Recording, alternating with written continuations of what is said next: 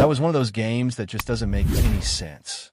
A game where nothing worked for 3.5 quarters, and somehow, the Bills found a way to walk off with a win. A game that felt like a sure loss halfway through the fourth turned on its head in the final minutes, with a kicker pulled off the sidelines of youth football, delivering the final blow. This was pure NFL chaos, and Buffalo was the last one standing. Let's just get straight to it. The Bills beat the Ravens 41-40. And if you're confused about how that happened, you're not alone. Buffalo was outplayed, outmuscled, and outschemed for most of the game. They gave up over 200 rushing yards. They couldn't stop Lamar Jackson. Derrick Henry looked like a runaway freight train, and the defense couldn't get a single stop until it mattered most. And yet they won. That's what makes this game so crazy. It's the kind of result that doesn't match what your eyes were watching for the first 55 minutes. Matt Prater, a 41-year-old kicker who just arrived in Buffalo this week, literally signed off the couch, was the hero. A guy coaching Pee Wee football on Monday was drilling game-winning field goals for the Bills on Sunday. He walked into the building Thursday morning, barely met his teammates, and 4 days later, they were lifting him on their shoulders. That's the NFL. That's the chaos we sign up for. But let's not get it twisted. This was a comeback pulled straight out of the Twilight Zone. The Ravens were in full control.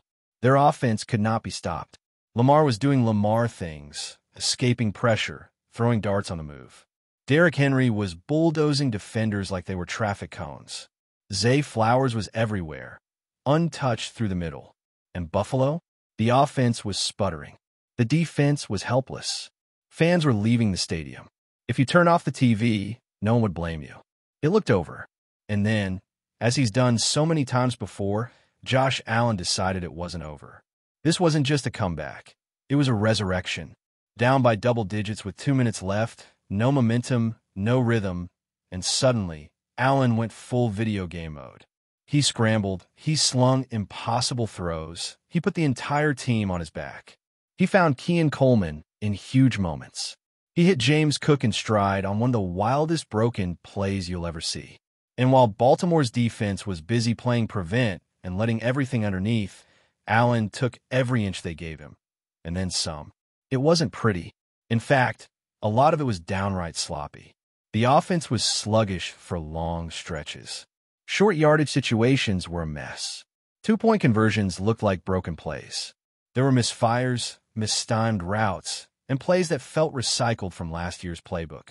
But when it mattered, Josh Allen turned into Superman, and that's sometimes all you need. Keon Coleman deserves a serious shout-out. That kid was clutch. He had some early struggles, dropped a screen, ran a few off routes, but when the pressure was at its peak, he rose to the occasion. Sideline catches, physical plays in traffic, big gains to move the chains, he was that guy. And the awareness to not score on the final play to set up the game-winning kick, that's the kind of poise that usually comes with years in the league, not a rookie. He knew the situation, stayed in bounds, and made sure the clock ran out. High-level stuff. And let's be real, if he scores on that final drive, we might be telling a very different story.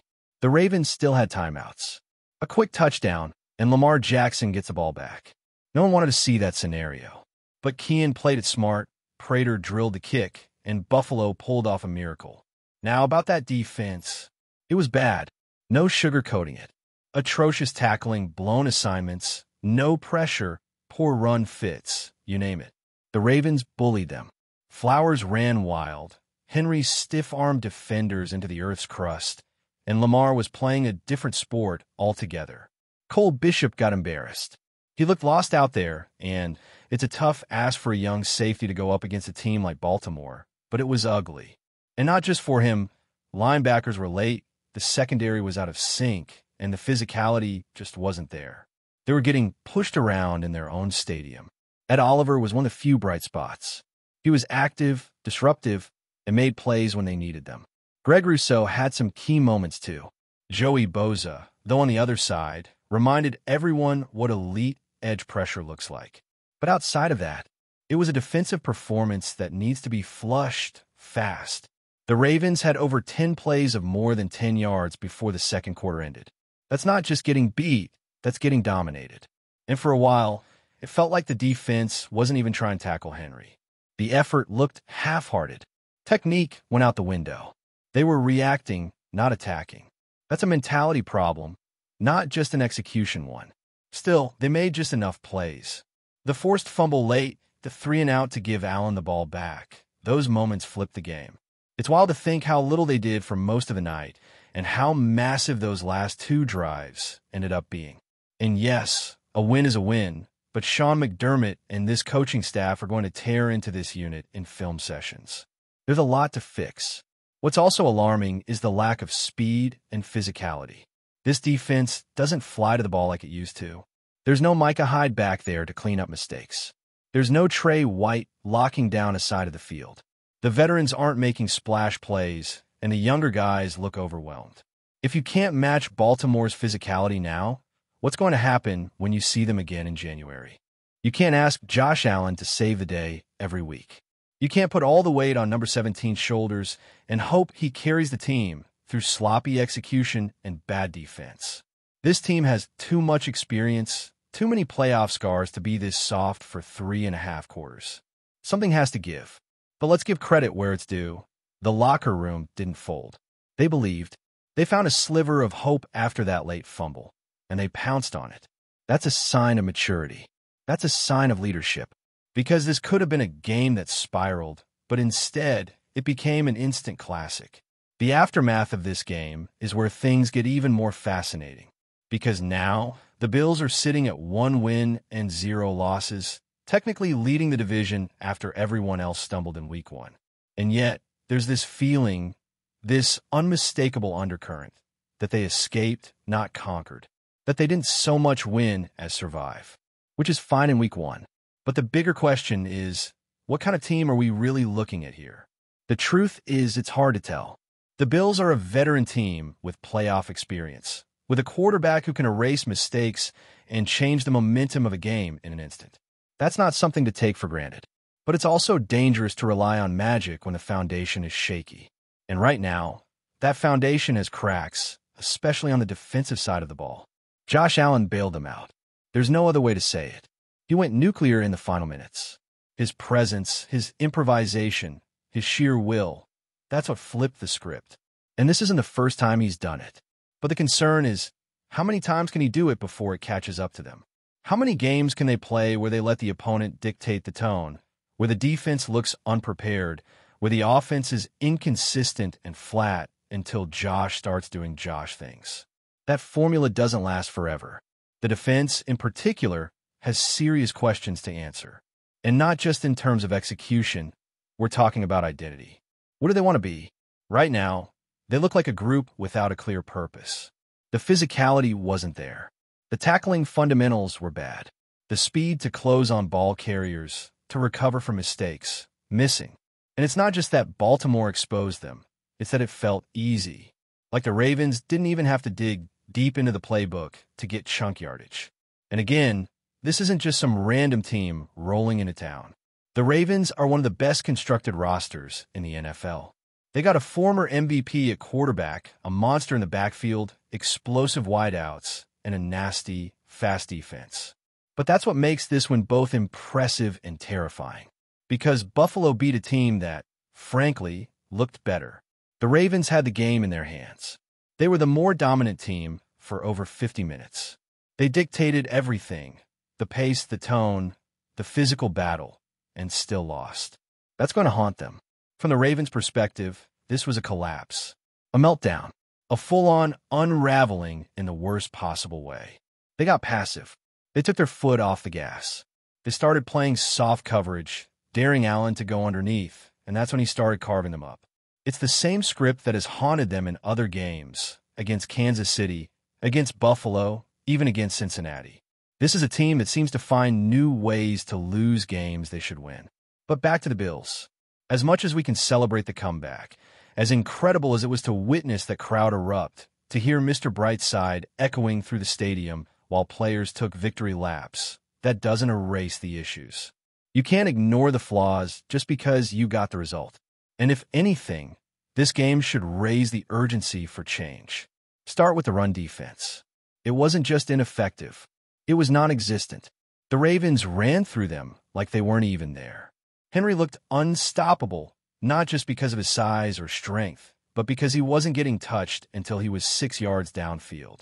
Gaping holes, poor pursuit angles, missed tackles. It was like watching a highlight reel in reverse. And that's got to be fixed. The linebackers looked slow. The safeties looked lost. The secondary as a whole struggled to stay in position. Even when pressure got through up front, Lamar found ways to escape and extend plays. That's part of what makes him special, but it also points to a lack of discipline in Buffalo's pass rush lanes and poor containment strategies. And when it broke down, there wasn't anyone cleaning it up on the back end. You look at a guy like Cole Bishop. He's young, he's learning, and he's being thrown into the fire. But this was a bad outing.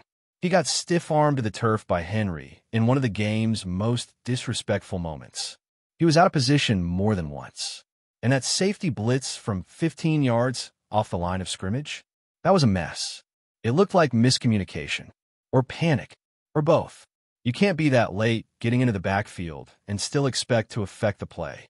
Instead, it left a massive hole behind him, and the Ravens took full advantage. There were brief flashes of solid defense.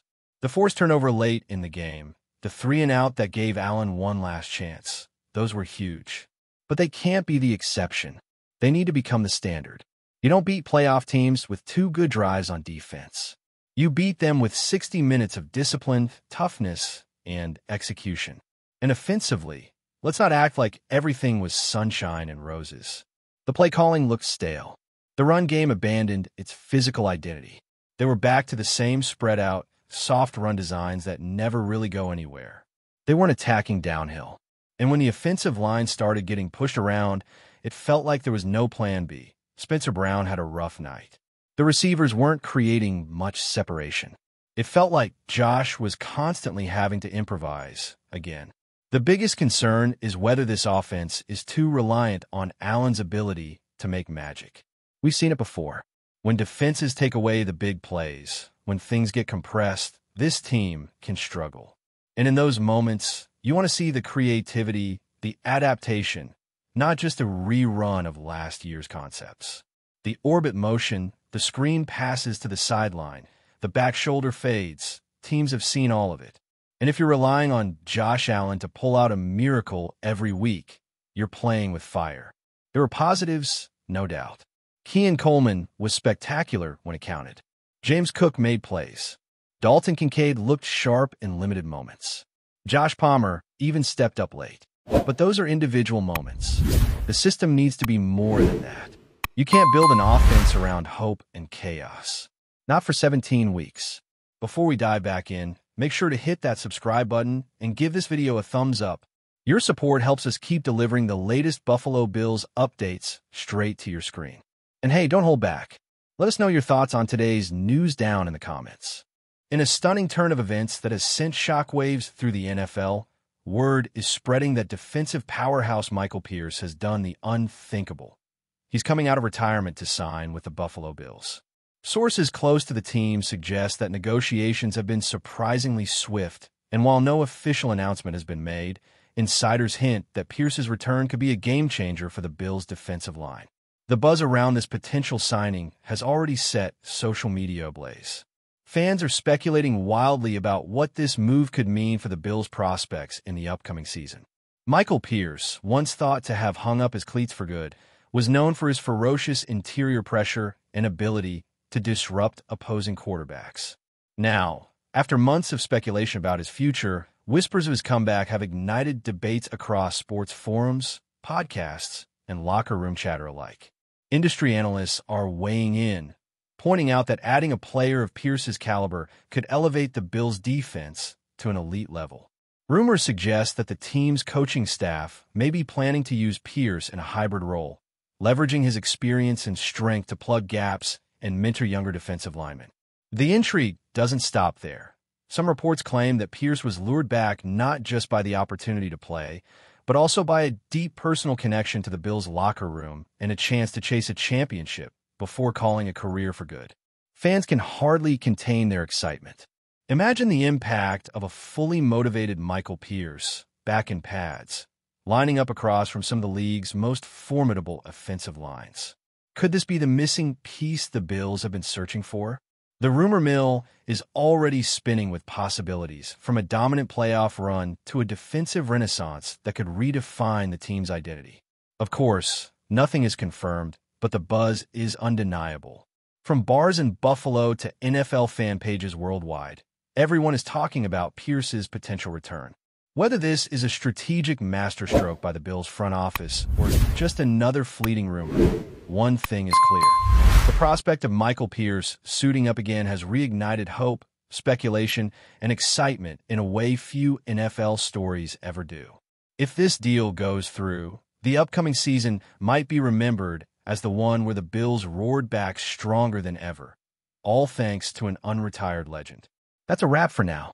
If you enjoyed the video and want to stay on top of all things Buffalo Bills, make sure to subscribe and hit that like button. We'd love to hear what you think in the comments. See you in the next update.